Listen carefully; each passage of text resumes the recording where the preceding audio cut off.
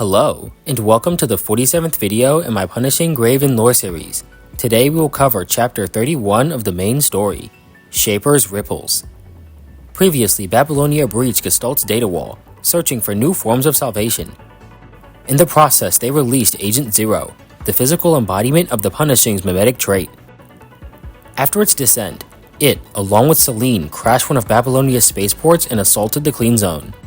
Thanks to Grey Raven, Luna, and her ascendants, the Clean Zone was saved, although it never returned to being virus-free. In the following months, Commandant's key was reactivated by Nanami, who revealed the existence of the Church of Machina, and Lucia received a new frame, one designed to handle threats within the Hetero Tower. Now Lucia and Commandant will face the unknown in a battle that spans ages, confronting the truth of their world, in an effort to find a miracle free of sacrifice. Now without any further delay, Chapter 31. Shaper's Ripples.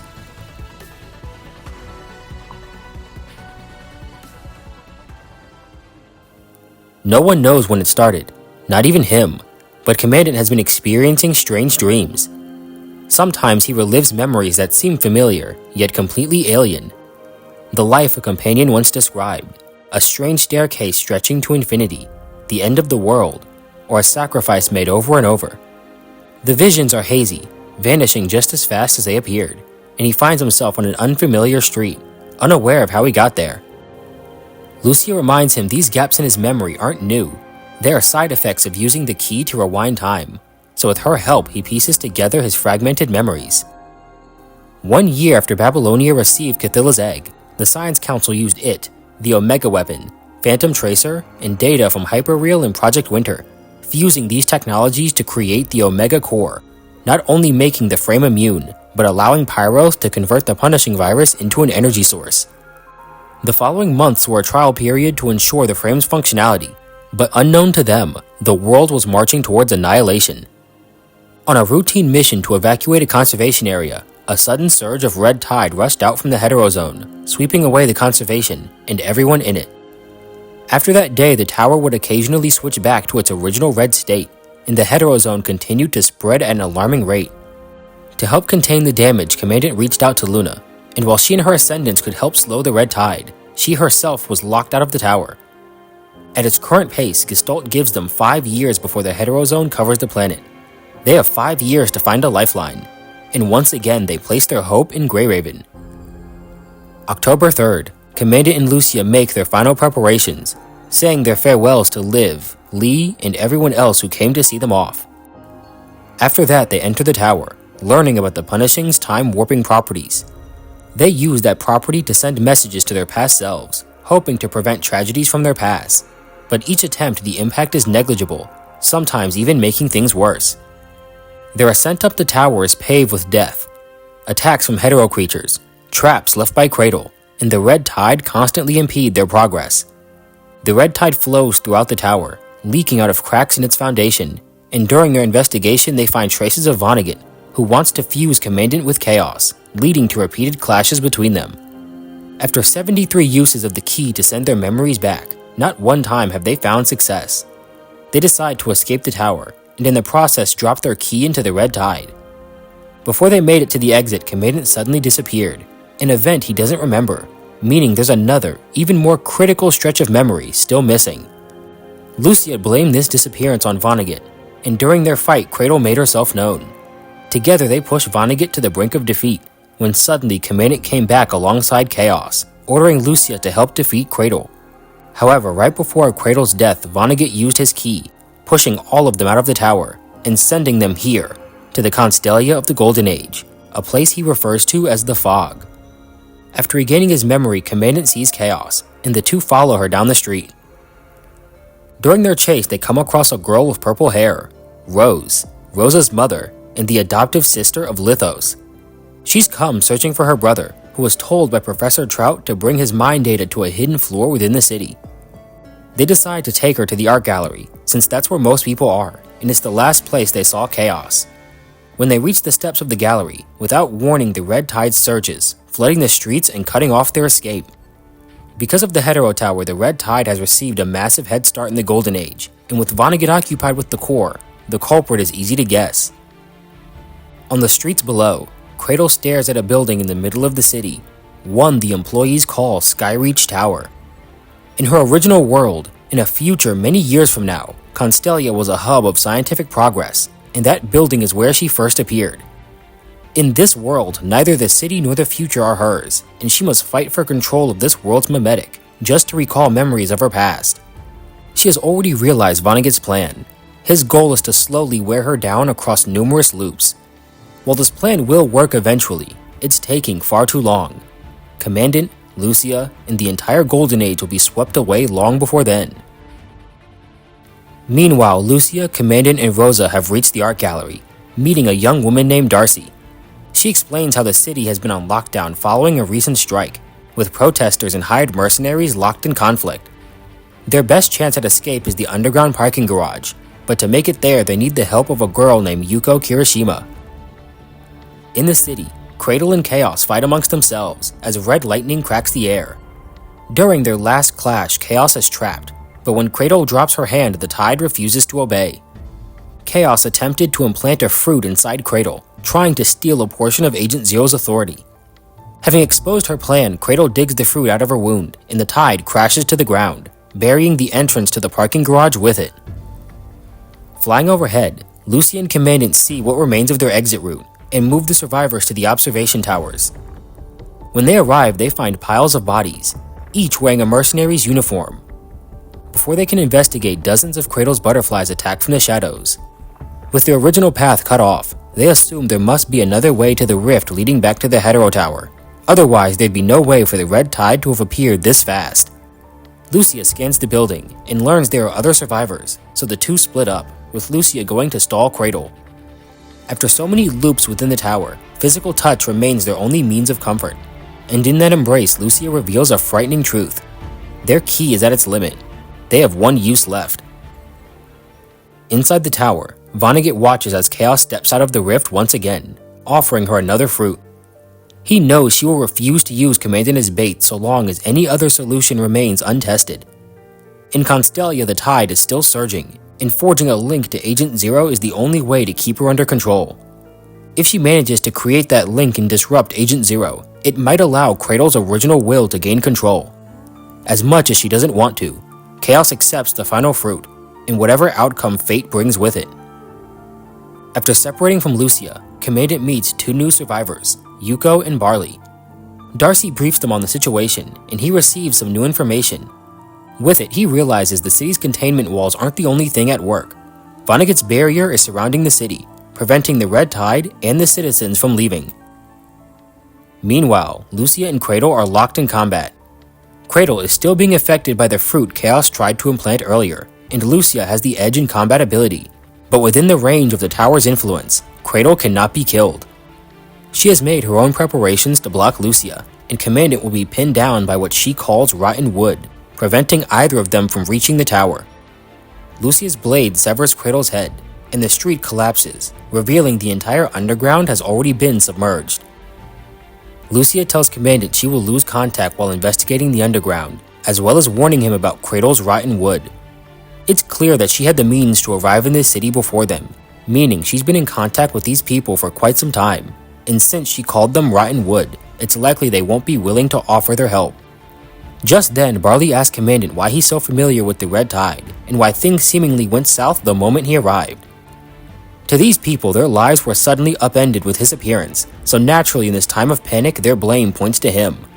Before he can explain, the lights go out, and when they come back on, Rose is missing.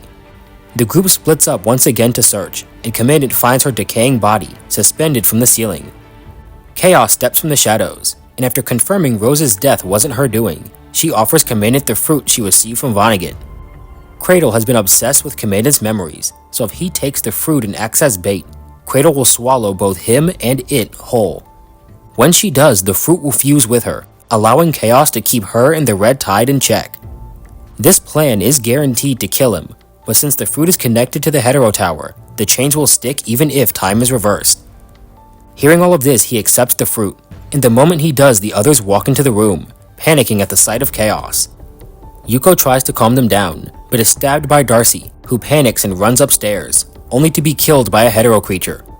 Seeing this, Barley takes out a gun, and is shot from behind by a surviving mercenary, who turns out to be Chiko Kirishima, Yuko's older sister. Together they head to higher ground to escape the rising tide. Commandant gives them information on their current situation, including his time travel, and their eventual fates. As they near the top of the observation tower, the tide becomes even more aggressive. During the chase, Chiko is wounded and surrounded when a red butterfly appears, so briefly it almost goes unnoticed, and gives Yuko a single command. Commandant fights through the surrounding hetero creatures, and the moment he reaches Yuko, pain shoots through his chest. She calls out to Cradle, and the phrase Lucia said echoes in his ears. This is what she meant by rotten wood. In exchange for her betrayal, Cradle allows Chiko to live. He has nowhere left to run. The tide has nearly submerged the entire city. The ki is nearly depleted, and his life is fading away. He is going to die here, just like he has so many times before, so he chooses not to waste this chance. He swallows the fruit Chaos gave him, and dives into the tide below. As his consciousness fades, he can perceive events happening all around him. He sees a golden city swallowed by a red ocean. He sees Chaos using the fruit's connection to hold back Cradle, and he sees Lucia holding the torn remains of his jacket. Loop 74 ends in failure. On December 15th, the data wall was breached, and the Dark Star escaped from within Gestalt. The moment it was released, Ishmael witnessed the future of this star. It would go on to regain the mantle of Agent Zero, fuse with Selene, and ultimately separate during their battle with Luna. After that, the Dark Star would transfer to the next host compatible with its power. After merging with Cradle, the Dark Star gained access to memory logs, realizing her former authority, the source of her power, and the origin she forgot. Agent Zero's authority let her synchronize memories across timelines, allowing her to see the memories of another Agent Zero. In another world, December 25th, 2197, she arrived at the Zero Point Energy Testing Center. Her mission is to collect all data relating to the target civilization and retrieve the gate. Upon arrival, she targets the most advanced technology of this era, a time travel capsule, and releases the contaminating mimetic. As time passed, this contamination spread throughout the population, and eventually humanity discovered the heteromer crystal. In the process of studying these crystals, humanity made use of the time travel capsule, but every use of time travel increased the size and quantity of these crystals. Unlike the punishing, this contamination spread silently, waiting for its incubation period to end before revealing itself. The more they used time travel to learn, the more this contamination spread, until that fateful day arrived.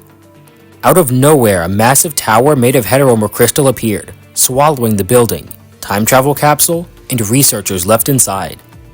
Having learned the truth, the humans of that world gave the appearance of these crystals a name, the Chaos Contamination.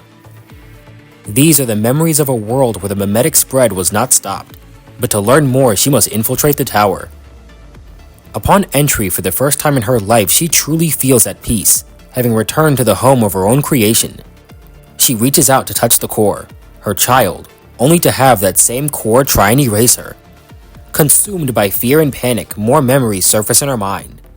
The moment Lee changed the tower's functions, Agent Zero retreated from her own future, seeking refuge in the Punishing Timeline's Hetero Tower. However, this world was already dominated by the Punishing virus. There was nowhere for her Chaos Contamination to spread. And due to Lee's actions, the Hetero Tower had been turned against her. The moment that future Agent Zero arrived, the tower ripped the memory data out of her, and what was left of her consciousness sank into the red tide, her remains absorbed by the hetero creature who had become Cradle. Now, Cradle has returned to the tower as the reborn Agent Zero, but with it no longer under her control, she doesn't know what comes next. While thinking of her next move, Vonagget makes an appearance. The core also recognizes him as a threat, firing a beam of blue light, but a force field neutralizes the attack. She tries to get a better look when their eyes meet, and she makes her retreat. With Agent Zero's authority, the rest of the tower poses no threat, but Vonagget remains with the core, intent on keeping Cradle from seizing control. She finds a crack in the tower, a fissure left by someone else's time travel, and uses this rift to summon the red tide. At first, it's just a few small hetero creatures, then 10, then dozens. As the hetero creatures in front are vaporized, their comrades use their bodies as shields to push towards the core, overcoming that deadly light with sheer volume. She vows to reclaim the core that was taken from her, and Vonagget finally acts, striking at Cradle with lethal force. During the fight, Cradle attempts to sync her memories once again, trying to learn how to bypass Vonagget's shield. On November 21st, 2198, humanity developed portable force fields to prevent chaos contamination, and using these shields, a select few were able to enter the tower. Over time, one of those select few, Dominic, became aware of an entity controlling the chaos contamination, and he named this entity Agent Zero. Fresh off another fight with Vonagget, Agent Zero is thrown back into the past. In her original world, she arrived in an age even more prosperous, and witnessed that age fall into ruin, even if it was by her own hand. In the end, she was defeated, yet she doesn't know why. The records are incomplete. During their final fight, she threw Dominic into the fog, and without their leader, the rest of the Vanguard team was crushed. So why did she fail? She wanders through the streets, preparing for the impending tide, when a song grabs her attention. The part of her influenced by Cradle's love of stories is drawn to the music, and she introduces herself to Yuko. From the start, Cradle is honest about her arrival from the future, offering food and protection from mercenaries in exchange for hearing Yuko's life story. And after a few days of relentless asking, she agrees. No matter how bright the light of the Golden Age, there will always be shadows, and Yuko is quite familiar with those shadows. Her beginnings are nothing of note. One day her father remarried, giving her a new stepmother and an older sister named Chico. Shortly after her 12th birthday, her father was scammed in a shady business deal. Following that, her parents were disabled in a car accident, and their family continued to spiral. Chico grew up and left the house. Yuko's father was killed after getting into a drunken bar fight, forcing them to sell the house to settle his debts. In a rare stroke of luck, a woman named Mona reached out, offering Yuko a job marketing a mascot named Froggy. Despite the low sales, she remained full of enthusiasm until the company decided to cut their losses. With her life having been shattered once again, she returned to the public dorms, hoping to find some temporary work. Together, Yuko, Chico, and their mother managed to carve out a space where they could survive. But that's all life allowed them to do: survive. The next day, their mother committed suicide. She wanted the two girls to claim her life insurance, to have a fresh start free of her burden. After the funeral, the sisters drifted apart, bringing Yuko to where she is today. Despite the vibrant grandeur of this era, her situation is all too common. There are countless stories of the rotten wood lying underneath the Golden Age. For a moment, Cradle finds herself unable to speak. This story contained numerous sacrifices, a company choosing one toy over another, and a mother giving up her life for her children. These types of sacrifices paved the way for humanity to reach nearly impossible goals. And with that concept in mind, Cradle decides to test a theory. What would it take for Yuko to sacrifice herself? November 22nd, 2198, Dominic and his team developed a key capable of hacking into the Hetero Tower. This operation was dubbed Project String and would require a sacrifice. Vanguard Team Member 7, Nemo, volunteers for this mission. To this day, Agent Zero never understood Dominic's choice to step back. To her, the mediocre were merely stepping stones to pave the path of Dominic, the hero she deemed the highest threat. December 31st, 2160. Due to the effects of the previous loop, Cradle's control over the tide is slipping, and it arrived 1 hour later than she predicted, allowing Lucia and Commandant to make it to the exhibition hall ahead of schedule. Having woken up from his latest reset, Commandant tells Lucia all about his newest dream. In it, he saw Cradle's arrival in the city and her connection to Yuko. They know Cradle is responsible for the dead mercenaries, and this is information no random human dream could possibly have. She realizes this isn't her first time here, but she's forgotten things she shouldn't have. The battles against Lucia, the interference from Vonagget, and Commandant's sacrifice. Bit by bit, these seemingly meaningless actions become chains tying her down. The longer she fights, the more she's corrupted, bound by the concept of humanity within her. She's running out of time, so she leaves Yuko to make her own choice, as a measure of how successful her preparations have been. Lucia and Commandant rush to the top of the exhibition hall, stopping the mercenaries and employees from fighting each other. With the three groups working together, they fight off the hetero creatures, but come to a realization. The hetero creatures didn't attack the employees. Unlike the previous loop, they confirmed that Yuko has ties to Cradle, and that she pinned the lockdown of the city on Commandant's arrival. They try to convince everyone of Cradle's manipulation, and Yuko agrees to hear their explanation. In the tower's core area, Vonagget is repairing the damage Chaos suffered fighting Cradle. Cradle is getting desperate, and she will soon attack the core once again, but Chaos is not ready. They can't risk killing her, as Chaos is not strong enough to handle Agent Zero's authority. If it transfers, she will be overtaken by Agent Zero's will, becoming another Cradle. The problem is Chaos's personality. She is tired of sitting on the sidelines.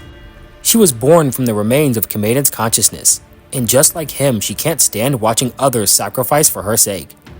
From the beginning, using a human consciousness as a key was impossible.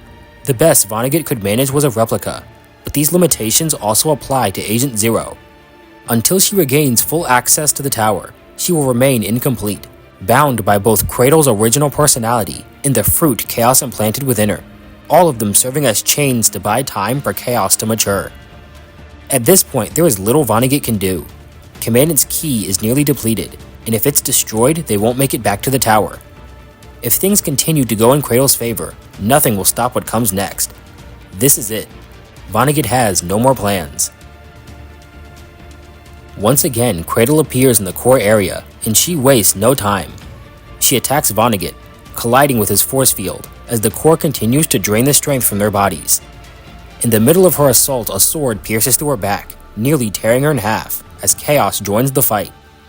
Cradle jumps towards the core, and using their connection through the fruit, Chaos freezes her in place.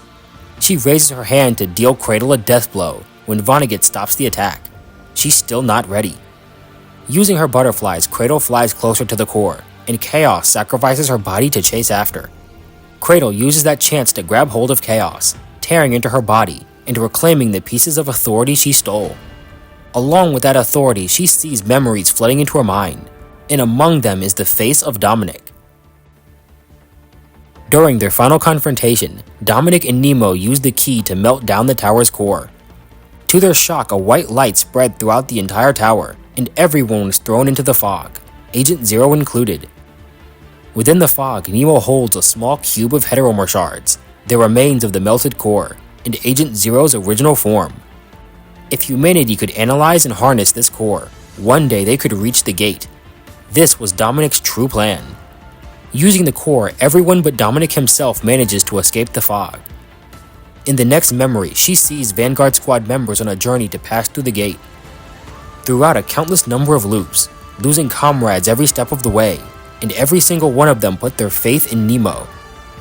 After a near infinite number of attempts, the man finally reaches his goal, having crossed a mountain of sacrifices. There is no one left to comfort him or celebrate, only the dead watching the end of his journey. Having seen these memories, Cradle gives the agent a sinister smile, as a red light covers the core area. January 1st, 2161. Once again, Vonagget has forced Agent Zero out of the tower, but this time she remains in high spirits. She's confirmed the Vanguard team was responsible for her previous failure, but their plan worked too well. In their effort to save humanity from the Hetero Tower, they brought the core to another world, bringing with them the same tower that nearly wiped them out. In both worlds there is a tower. In both worlds, Dominic disappeared. Yet this is the only world with a gatekeeper. But her existence is too much of a mystery to bother speculating, even for Agent Zero. More important for her is that Vonagget was a member of the Vanguard team, but he is far different from the Nemo he once was. She remembers what Rose said about Trout's consciousness, arriving at an obvious conclusion. Nemo and Trout must have merged. At that point, she thinks about herself. Just like them, she isn't sure whether she's Cradle, who respects human civilization, Agent Zero, whose goal is to destroy it, or maybe some combination of the two. But for now, none of that matters. Her current task is to prevent anyone from reaching the rift. Earlier that morning, Commandant woke up from another long dream. In it, Rose died, and years later, Lithos found her body. The shock was too much for him to take, and he killed himself. Due to his death, Revenge continued working with Grey Raven, and Commandant was assigned to Suzaku Squad, with Emma Copperfield as team captain. In the end, that future turned out much worse. When he finishes speaking, one of the mercenaries enters the room. They have the access card Commandant needs to enter the parking garage, but in exchange they want to go along. Together with the mercenaries, they fight their way through the parking garage, gaining access to the building's elevator. They are one step away from the rift, one step away from returning to the tower. The path is right in front of them. The moment they step out, the tunnel collapses, crushed by the weight of the tide. Commandant tells Chico and the others to escape through the roof, as Lucia fights off the hetero creatures. As he climbs, his hands get sticky, and the stench of blood becomes more clear. At the top of the shaft is Cradle, surrounded by the bodies of Chico and the mercenaries. From deep within the elevator, Lucia can hear a crash from above, as blood drips from the ceiling. Deep within her heart, she knows what happened. Once again, she let him die. Next time, she swears she won't let him out of her sight, not even for a moment. But this was their last chance. She takes out the key, and it cracks in her hand. She's lost the one hope she had left. By afternoon, the city is silent, giving off the illusion of peace. An underground, Cradle has an unexpected visitor. Yuko asks what happened to the others. What happened to Chico? Even though deep down she knows that answer. Cradle finds it such a pointless question, yet it reminds her of Yuko's backstory. All of her life she's been nothing but a burden, yet for a self-proclaimed piece of rotten wood, she clings to life. Yuko raises her gun, and Cradle finds herself unable to speak.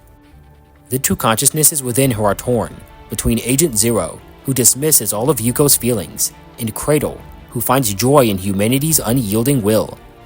One moment she is following her mission to erase human civilization. In the next, she feels her actions are unforgivable. In the end, Agent Zero wins, and her scythe pierces Yuko's back. What comes next will not impact Agent Zero's mission, so she allows Cradle's consciousness to take control. Cradle takes Yuko's body and places it into the tide, allowing her to become one with the sister she cherished. From the depths of the tide where the two sisters lie, a single butterfly emerges. Cradle makes one last promise. One day she will give Yuko the chance to hurt her in return. When Lucia first arrived in Constellia, she witnessed 9 possible endings for the world. In the first, she loses the ability to rewind time, and the world is swallowed by the red tide. In the second, Chaos takes her place beside Commandant. In the third, she returns to Babylonia, but ultimately dies due to corruption from other timelines. In the fourth, Agent Zero seizes the core and destroys the world. In the fifth, Lucia and Vonagget melt down the core. To compensate for the core's loss, Commandant merges with Chaos, and Lucia is thrown into the rift. The sixth ending is the same, but this time Agent Zero returns, dragging everyone into the rift. In the seventh, they melt down the core, and Lucia stands guard over the rift until she dies of exhaustion. In the eighth, Lucia guards the rift until the end, and is blocked by Vonagget before she can re-enter the tower. In the ninth ending, she alone defends the rift, allowing Commandant to escape safely. In the end, she is consumed by the fog. Everything after that point is unknown. Even after being thrown into the past, fate continued to push them towards those 9 endings. Now she alone crosses the rift and enters the tower. As long as she can get back to Babylonia, somehow they will find a way to go back and save Commandant's life. But when she leaves the tower, the world outside is a bleak wasteland, composed of nothing but outlines and shadows. In the end, her only option is the 9th ending. She heads back into the tower, fights her way to the core, and takes Chaos hostage to gather information. When she mentions the empty world, Vonagget's demeanor shifts. That landscape is a result of the Hetero Tower's collapse, and it's happening far faster than he predicted. In order to reset the core and gain control, Cradle must destroy the tower. Due to this and Agent Zero's influence, the tower's exit no longer leads to their original era. That is why he refuses to leave the core, to prevent Agent Zero from inflicting further damage. Everything he has done has been to delay Agent Zero as long as possible. He's infected the red tide with shards of human information, all to keep Agent Zero bound by humanity. The more time she spends distracted by her human curiosity, the less time she will spend destroying the tower. But it's still not enough. Agent Zero is a position currently held by Cradle. If they kill her, that position will transfer to the next suitable host. Chaos is still incomplete, and if she takes Agent Zero's authority, it will rewrite her consciousness, turning her just as hostile as the current Cradle. This is why he wants Commandant to merge with Chaos, to complete her, and have her take Agent Zero's place. If things continue as is, it will lead to a future far worse than Constellia. This future is what Commandant saw when he returned with Chaos, and is what prompted him to have Lucia help him kill Cradle. Vonagget wants to prevent the situation from becoming uncontrollable, all for the sake of his goal of unrestricted time manipulation, and to prevent Agent Zero from bringing about that black and white future. He offers Lucia a deal, her cooperation, for a terminal capable of recharging her key. This is the turning point to the 9th ending. He tells Chaos to guide her back to Constellia, and Lucia makes him one last promise. When Agent Zero was dealt with, she's coming back for him. She crosses the rift and finds Chaos setting up a containment field. When Vonagget mentioned Commandant's earlier disappearance, he looked at her, and Lucia wants to know why. Rather than explain, she hands over a piece of her flesh, telling her to see what happened through the Phantom Tracer. From Chaos's memory, she sees that Cradle was following them throughout the tower and kidnapped Commandant. She was hoping to use the tower's permanence to kill him for good, leaving Lucia alone and ensuring Vonagget could never complete Chaos. Chaos followed Cradle's trail, entering a rift leading to May 3rd. There, Commandant experienced his own personal death loop, killed by Cradle in a version of the past where the tower was still red, until in one of those loops he reunited with Chaos.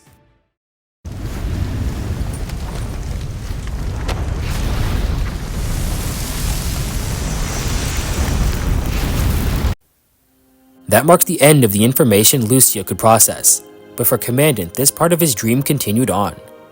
In this dream, he sits with a woman in a white cloak, and the two look out at a massive cocoon in the distance. This cocoon converts everything around it into data, using that information to grow. Something escapes from within this cocoon, something whose job is to harvest data from civilizations it deems incorrect, and bring that data back to the gate. Whether a civilization is deemed correct or not depends on the test, and in some worlds this test is called the Chaos Contamination, and once this test is mastered, it becomes a ticket to access the wider universe. When he opens his eyes, he finds himself back on the tower with Chaos. The tower is still collapsing as a result of Agent Zero, and even with Cradle's personality fighting for control within her, the damage is just too severe. At this point, it might even be better to melt down the core. The key does have the power to remove the tower's core, but doing so will make things uncontrollable. The tower would lose the ability to invert and destroy the punishing. Both Agent Zero and the keys would no longer control the tower, and anyone could freely enter the tower with no restriction, but there would be no way to control what time period you would arrive in. It would be complete chaos. Although with Agent Zero attempting to destroy the tower, the current outcome will end up similar, or worse. Their only hope is if they take the core, the Science Council will figure out what Dominic was planning. As things stand, they have run out of both time and options. Having seen everything, Lucia now knows why Commandant chose to merge with Chaos. In all of these loops, they have made almost no progress with Agent Zero, and she's realized their best bet is to bring the core back to Babylonia. This time, she truly has one chance, and she's going to make the most of it. She tells Chaos her plan. First, she wants to rescue everyone in the city, but needs Chaos to open a hole in the force field. Second, she and Commandant need to return to their correct time, although the closest Chaos can guarantee is a margin of 1 year. With her plan made, Lucia connects Vonagget's terminal to her frame, and her key ignites. January 1st, 2161, the 76th loop. Yuko, Chico, Rose, and everyone else have gathered together for Lucia's proposed evacuation. After having been unconscious for nearly 24 hours due to the key's side effects, Commandant wakes up in the infirmary. It's been a full day since they arrived in the city, yet the red tide hasn't appeared. Since the city hasn't been flooded, Chaos will open an exit, allowing the citizens to escape. He can tell something is bothering Lucia, but even if he asked, he knows she'd never tell the truth if it would cause him worry. One last time, they go over the events that brought them here. Their entry into the tower, the battles against Vonagget and Agent Zero, their arrival in Constellia, and their many failures, all to bring them where they are now. They leave the infirmary to prepare for the evacuation and find everyone arguing over Chaos being involved. After seeing the force field she gave Rose, they know that same thing must be responsible for trapping them here. Lucia explains the need for their cooperation, as Agent Zero represents a threat to everyone. She tells Yuko how Agent Zero's will is suppressing Cradle, how she's responsible for the situation within the city, and how she had killed both Chico and her in previous futures. Yuko asks about her own future, just to confirm whether or not Cradle was lying, and to secure her support, Commandant tells her the truth. As a member of the support force, Yuko was killed and corrupted. Under the control of an Ascendant, Yuko set off a bomb, killing everyone sent to investigate, and severely injuring Chico's mind. Hearing this, she collapses on a nearby wall, and in a rare moment of peace, she and Lucia share a bond over their shared love of Froggy. She hands over a recorder with an unreleased song, giving it to Lucia as thanks for all she's done. When Yuko leaves, the two head outside while everyone else gets prepared. This is the first loop where they can admire the beauty of the city without the fear of death. Lucia goes over the plan, pointing out the path they will take during their escape. In the end, neither one speaks their mind, both prepared to sacrifice for the other. Like countless times before, they walk hand in hand, towards whatever ending awaits them. When they enter the lobby, the crowd surges with a new vigor. Just as they planned, everyone gets into formation, and the operation begins. Outside, Agent Zero has made preparations of her own. She deliberately contained the tide, making them think she had lost control, and now they've fallen right into her trap. Drawing her second sword, Lucia charges into the swarm of hetero creatures, drawing away enemies and intercepting Agent Zero's attack. The streets crack apart, sending red tide towards the crowd, as the mercenaries fight off lurking hetero creatures. Yuko wants to help her sister fight, but with only a knife and a single bullet, what can she do against an endless army? Before the tide crashes into them, Chaos blocks it with a force field, but with her now occupied, she can't leave to open the exit. Meanwhile, Yuko saves Mona from a hetero creature, getting her leg slashed in the process. When Mona reunites with the group, the tide surges, blocking Yuko's path forward.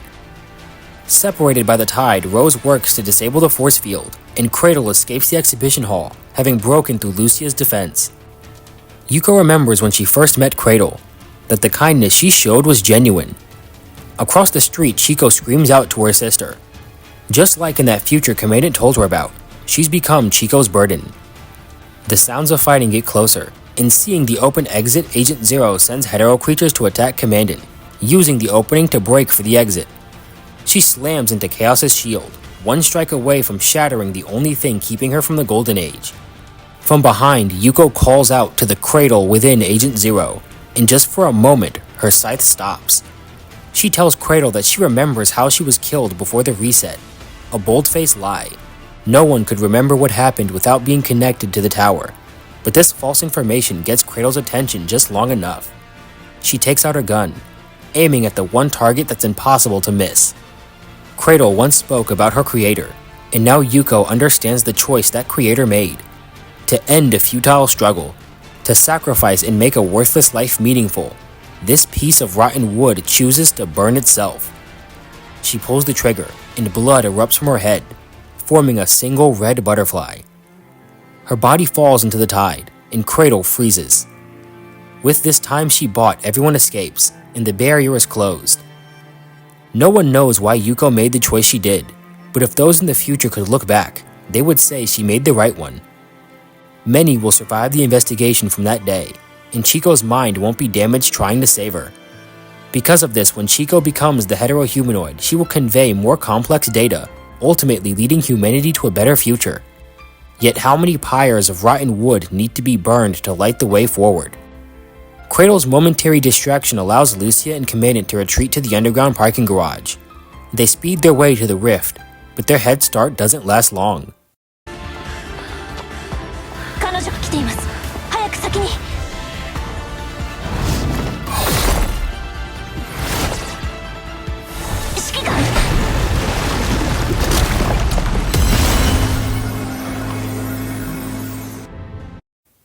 They arrive on the hidden floor, and once again, both the Tide and Cradle are following close behind. At this point, any casualties would derail Vonagget's plan, and without his key, he can't force Cradle out of the tower.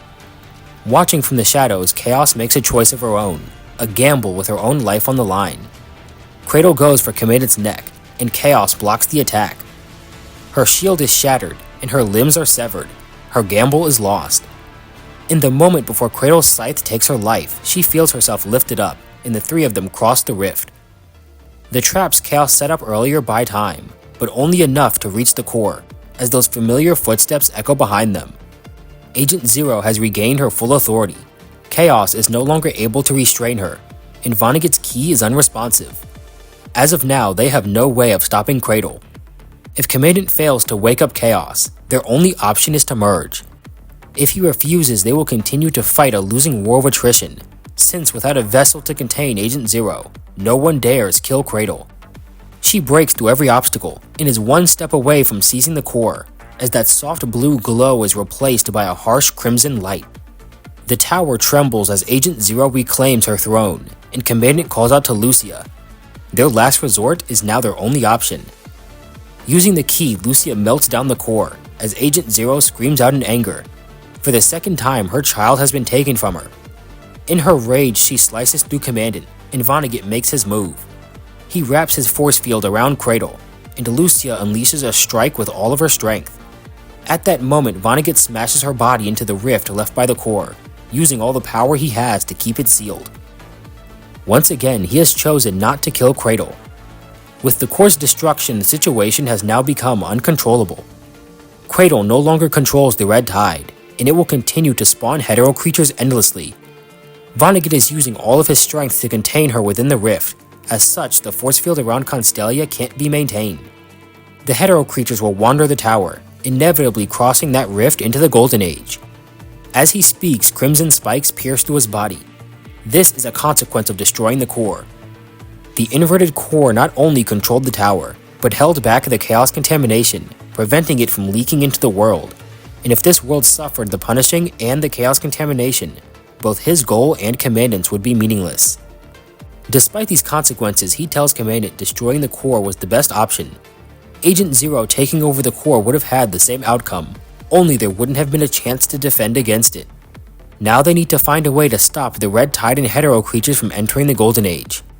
As of right now, their key contains the melted core, but even if they rewinded time, the tower would remain unaffected. He sent Agent Zero to the fog behind the rift, and at this point only merging with Chaos will solve their problems. Commandant has been prepared to make this choice for a long time, but before he can agree, Lucia steps in.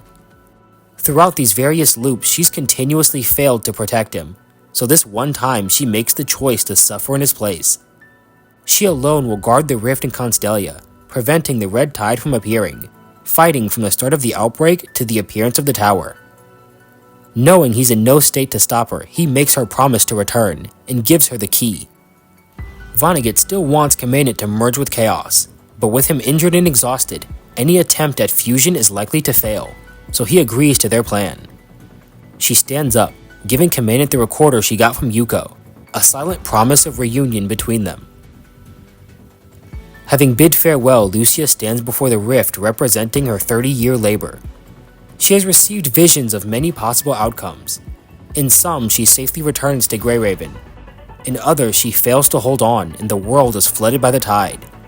But most often, she sees herself returning to the tower, only to die fighting Vonagget. If she fails, that will be the end. There will be no present for Commandant to return to. With a silent prayer, she hopes for a miracle, that one day Grey Raven will meet again, and to fulfill her promise to return the key.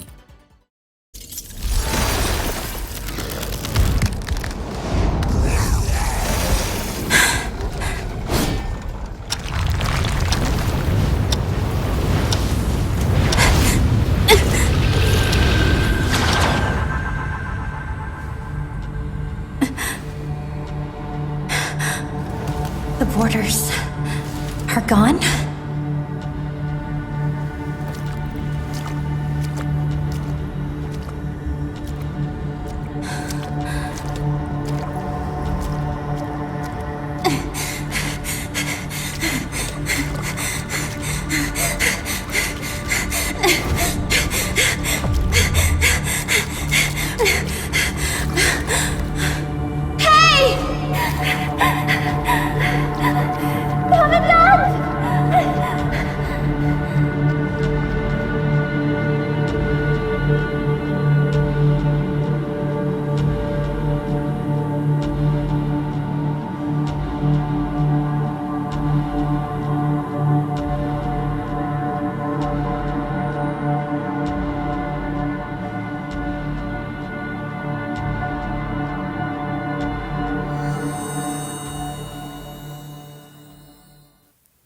In the end, everything is consumed by fog, light, sound, touch, even time itself.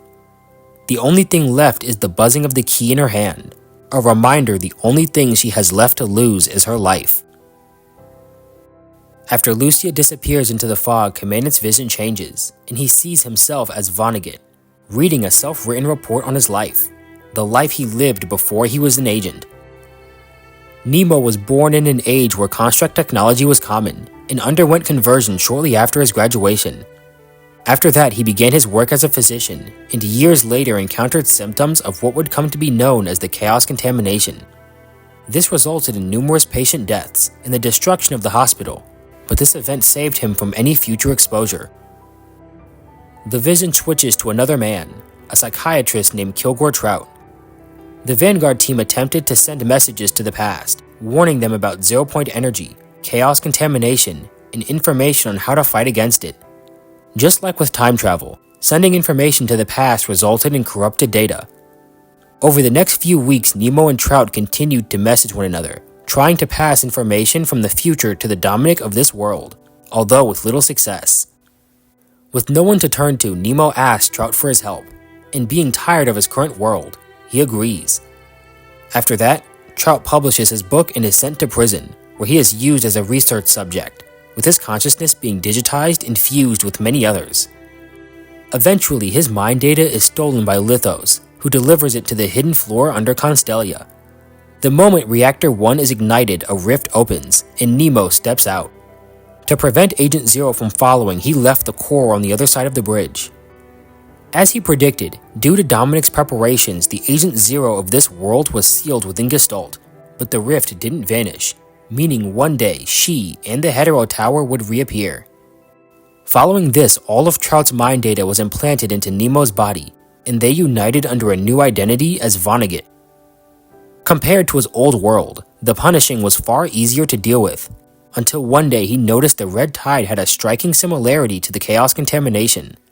It was at that moment he started his plan to prepare the key. Following this point, many events changed from the original path the world took. Due to the events of Constellia, Chico's mind remained stable, giving humanity more complete information from her death. The Hetero Tower appeared 1 month later than the first time, likely because Agent Zero regained her full authority. However, in this future the core is still missing, meaning she can't make full use of the tower. It's currently May 10th, just over a month after the Grey Raven Commandant's disappearance. Meanwhile, the Commandant lying down in front of Vonagget has finally woken up. After leaving the Hetero Tower, the Vonagget on the outside nursed him back to health. After the events of Constellia, the core of the tower was removed. As such, there was no core for Lee to modify, meaning in this loop there is no clean zone. Now the biggest threat is the rifts and the eventual return of Agent Zero. But for the moment, the world is peaceful, and chaos contamination hasn't spread. When Commandant brings up chaos contamination, Vonagget finally expresses some interest, mainly how Commandant knows about it. He tells Vonagget about his various dreams, and these symptoms are strikingly similar to Agent Zero's authority, meaning in some point in the future he chooses to merge with chaos. Since he knows so much already, there's no reason to try and keep secrets, so Vonagget tells him everything. Earlier, he referred to this version of the future as a layer of the Hetero Tower. Many future paths branch out from the Hetero Tower, and when events are changed, those changes carry on to the new future, with those events forming a new foundation, and each new iteration of the future adds another layer to the ever-expanding Hetero Tower. This expansion will continue until one day the tower collapses, and only the top layer remains. Normally, changes made through the tower are irreversible, but with both Agent Zero and the core, it's possible to travel to previous layers, which is why Vonagget's top priority was stopping her from seizing the core. With him as the closest person to Dominic, Commandant asks about his current status, but in truth, Vonagget doesn't know. The fog is a jumbled space of mangled time fragments created by the tower, and it's likely the original Dominic never escaped. More than likely, he found a way to contact the Dominic of this world, taking him as a successor. Lastly, Commandant wants to know what the chaos contamination really is. It creates a converging effect in time, one that forces the infected person to meet a certain ending, normally death, or causing an accident that further spreads the contamination. While inside the tower, Commandant was infected by chaos contamination, which is why he was trapped in a cycle of failure and death. However, since this world belongs to the punishing virus, chaos contamination can't spread outside the tower. Now Vonagget plans to take Commandant to Cathilla, merge him with chaos, and ensure she is completed before Agent Zero's arrival. But to his surprise, Commandant offers a wager. He wants the Vonagget inside the tower to pull both Lucia and the core out of the fog, even at the cost of bringing back Agent Zero. This time they will kill Cradle, allowing Chaos to take Agent Zero's authority temporarily, giving humanity time to study the core, complete the research Dominic couldn't, and find a way to stop Agent Zero permanently. After Chaos becomes Agent Zero, he and Lucia will fight one last time to determine whether he merges or takes the core back to Babylonia. And to his surprise, Vonagget agrees. 3 days later, Commandant once again enters the tower, fighting his way back to the rift. In the time he's been gone, Chaos has been repaired, and Vonagget has accepted his challenge. Even if Chaos takes Agent Zero's authority, the main problem remains unresolved, but at least this will buy time to find a solution. From now on, they're racing against the clock. When Vonagget opens the bridge to save Lucia, it will also ignite a beacon, leading Agent Zero straight to them. Deep within the fog, Lucia remains trapped, having lost the motivation to continue a useless struggle. The only thing she desires is a second chance, an opportunity to fulfill her final promise. As if listening to her wish, the key guides itself to the port on her frame, and strength returns to her body. With this new feeling of determination, a rift opens in front of her, and she takes a step forward. Lucia enters a space called the Bridge Across Dreams, a pathway created by the Vanguard members who gave their lives, and guided by their wills, she finds her exit. The air trembles as Lucia falls out of the rift, landing in Commandant's arms. After 30 years, her frame and mind are in near-perfect condition, a miracle, but one that brings with it a sense of unease. Commandant has Lucia give Chaos the core, when blades of red tide shatter Vonagget's force field. Using the bridge, Cradle has found herself an exit, and forces herself through the rift. With both Agent Zero and the core in the tower, she has regained some measure of control over the tide, and decides now is the time to bring this long story to a close.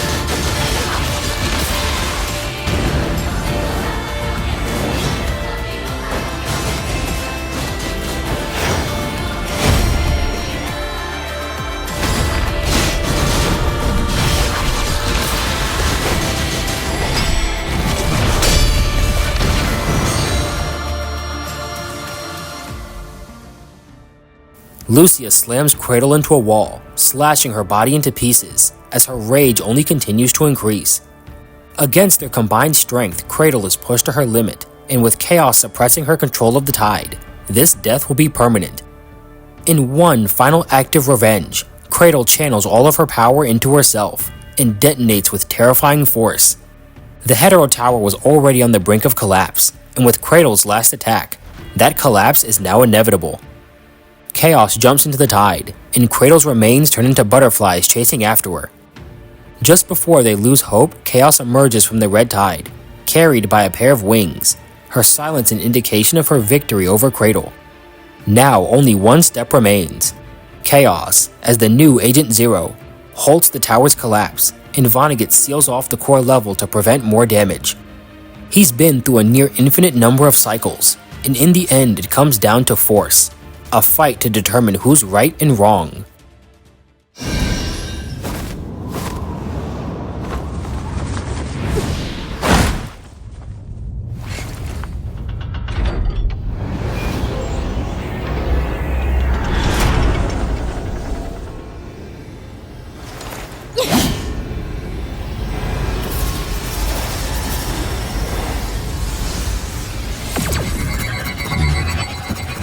Let's get started then.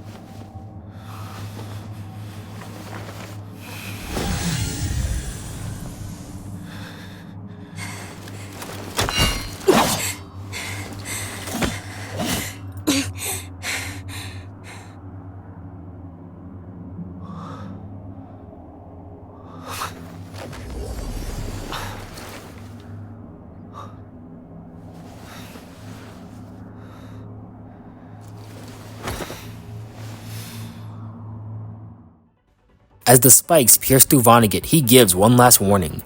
Merging with Chaos is the only stable solution. But Lucia won, and he honors that victory. He tells Commandant to take the core. He and Chaos will seal the tower, and hopefully delay its collapse long enough for them to find a solution. Chaos hands over the key, bidding her farewell. The next time they meet, she will likely have lost herself to Agent Zero's will, making them enemies. As the two disappear, Chaos approaches the dying agent. If he had chosen to fight outside the tower, he could have won a flawless victory. But he didn't. He's tired of the endless cycles. He chose to believe those two could prove themselves right and find a way to fix this. But his hell will last just a little while longer. The moment he accepted Commandant's challenge, he was prepared for this outcome, prepared to become a hetero creature. Chaos holds the agent in her arms and takes his consciousness within herself. Lucia and Commandant race past every obstacle before the collapse seals off their final exit.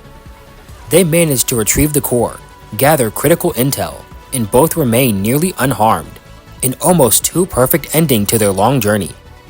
Like they've tried to do so many times before, they cross that barrier and enter the outside world, but when he turns around to celebrate, Lucia drops to the ground. In an instant, her frame cracks and corrodes. Fragments of her Omega Core shatter into dust, and all he can do is watch, helpless to stop it. Time within the tower flows differently than outside. When she escaped the fog, the tower and core delayed the effects of her 30-year battle. Until now. He chose the best path, the road of least sacrifice, and now that shining dream is crumbling. He searches for help, but no matter where he looks, the landscape is barren and scarred, nothing like when they left. Together, the dying construct and infected human wander through ruin after ruin, from noon to nightfall. They find an abandoned town, and by sheer luck find a working communicator. He checks into the broadcast, and a voice calls out to them, Emma Copperfield of the ARU Support Force. At the very least, they found rescue. When Emma arrives, she tries to perform maintenance, but the condition of the Omega Core is irreversible. Their only chance is switching frames. He tells her to call Asimov, that he should still have Plume. But there is no Asimov, and there is no Babylonia. It has been 30 years since they entered the tower. In the first 5, the Heterozone erupted, and humanity was crushed. Now their last stronghold is the joint ARU forces. Babylonia is gone. It left for deep space, to find a new home for humanity. Emma calls Vanessa and Rosa, some of the few who stayed behind. Lucia won't last long enough to bring her back to the ARU, so Rosa gives them the coordinates to a nearby base, to search for their last hope of saving Lucia. While on the way, Rosa tells him everything that happened over the years. When the tower first appeared, Lee repaired the rifts. After that, they entered the tower just like they did in the previous lair. Lee and Liv tried to follow after, but true to his word, Vonagget allowed no one entry. Only Chrome and Wanchi remain in Strikehawk. Kamu and Kamui left for a mission. Neither one returned. Cerberus evacuated with Babylonia, with Murray passing away from illness, and Dark Ares died covering Babylonia's retreat, leaving Scarab as the last task force squad on the surface. For 3 days they crossed the wasteland, listening to the sounds of hetero creatures who have claimed dominion over the earth. Early next morning they arrive at the base. Commandant and Emma throw themselves into the search, leaving no section unexplored. Rosa leads them to one of Ayla's old storage rooms, where they find a coating, a gift for Lucia, a dress for her medal ceremony. She puts it on, not wanting Ayla's hard work to be wasted in the end. While the coating conceals her frame, it does nothing to repair the damage. The only thing he can do is watch as his most trusted partner fades away. Would things have turned out differently if they were more careful? If they had chose to work with Vonagget earlier? If they had known the tower would change to such a degree? Maybe they could have used the tower to fix their problems. Yet using the tower only creates more problems, like some cursed cycle, one that only breeds suffering. Yet even through all that pain they managed to bring back a miracle. But what good is a miracle that can't save one girl? Together they watch the morning sun, neither one knowing the words to express the feelings in their heart, so they don't say anything. When he tries to speak again, his words are cut short by a kiss. A gentle kiss. One that holds all their pent-up emotions. For the first time, Lucia openly expresses those emotions. Every feeling she has. Every struggle and triumph wrapped in a single phrase. I love you. He tells her all his plans for their next vacation. They'll go to the beach, try new desserts, or maybe see a movie together. Her words get quieter. Her voice gets weaker. Her breathing more shallow. This world is not kind, and there's no such thing as a miracle without sacrifice. Laying in his arms, he continues to whisper her name, praying for any type of reply. But she will never answer again.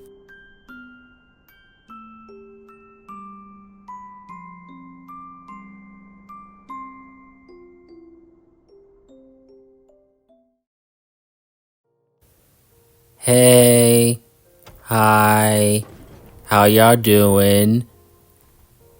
Okay, I have no excuse. I don't even have an excuse for this one. This is all on me, 100%. All I can say is I'm sorry. I'm very, very sorry. I will say this will also be like a New Year's resolution. I will, every week, at least once a week, I will make an update to where I am in like the next video.